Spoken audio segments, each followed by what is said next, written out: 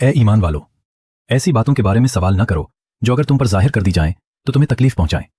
लेकिन अगर तुम ऐसी बातों के बारे में सवाल करो जब कुरान नाजिल हो रहा हो तो वो तुम पर वाज़ेह कर दी जाएंगी। अल्लाह उन्हें माफ़ कर देगा, क्योंकि अल्लाह बहुत बख्शने वाला, बहुत बर्दाश्त करने वाला है।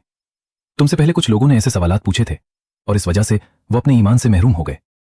ये अल्लाह नहीं था जिसने उन जैसी तवहुमात को कायम किया, जैसे कान चीरने वाली ऊँटनी या छोड़ दी गई ऊँटनी आज़ाद चरने के लिए, या जानवरों में जुड़वां बच्चों के लिए, बुतों की कुर्बानियां, या काम से आज़ाद किए गए नर ऊँट।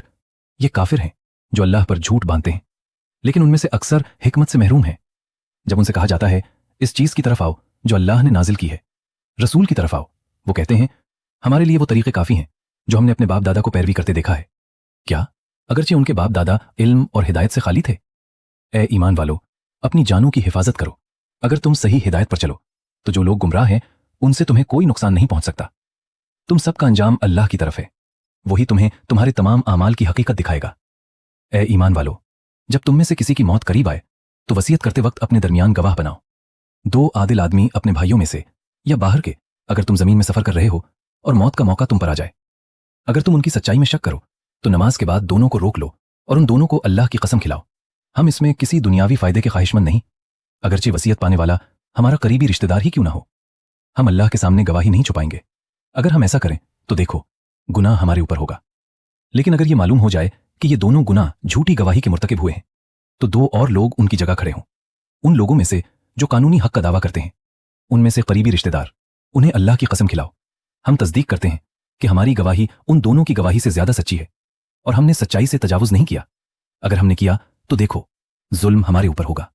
यह सबसे मुनासिब है कि वो गवाही को उसकी असल शक्ल में दें, वरना वो डरेंगे कि उनकी किस्मों के बाद दूसरी किस्में ली जाएंगी। लेकिन अल्लाह से डरो और उसकी नसीहत सुनो, क्योंकि अल्लाह नाफरमान लोगों को हिदायत नहीं देता। एक दिन अल्लाह तमाम रसूलों को जमा करेगा और पूछेगा तुम्हें लोगों की तरफ से तुम्हारी तालीम का क्या जवाब मिला?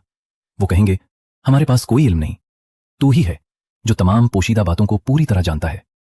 फिर अल्लाह फरमाएगा, ए ईसा बिन मरियम, मेरी नेमतों का जिक्र करो जो मैंने तुम पर और तुम्हारी मां पर की। देखो, मैंने तुम्हें रूहुल कुदस से मजबूत किया ताकि तुम लोगों से बचपन और जवानी में बात करो।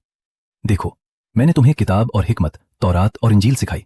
और देखो, तुम मेरे हुक्म से मिट्टी से परिंदे की शक्ल बनाते हो और तुम उसमें फूंकते हो और वो मेरे हुक्म से परिंदा बन जाता है। और तुम मेरे हुक्म से पैदाइशी अंधों और कौरियों को शिफा देते हो। और देखो, तुम मेरे हुक्म से मर्दों को जिंदा करते हो। और देखो, मैंने बनी इसराइल को तुम पर तशद्दुद से रोका जब तुम उन्हें वाज़ेह निशानियां दिखाते थे, और उनमें से काफिरों ने कहा यह कुछ नहीं बल्कि सरीह जादू है।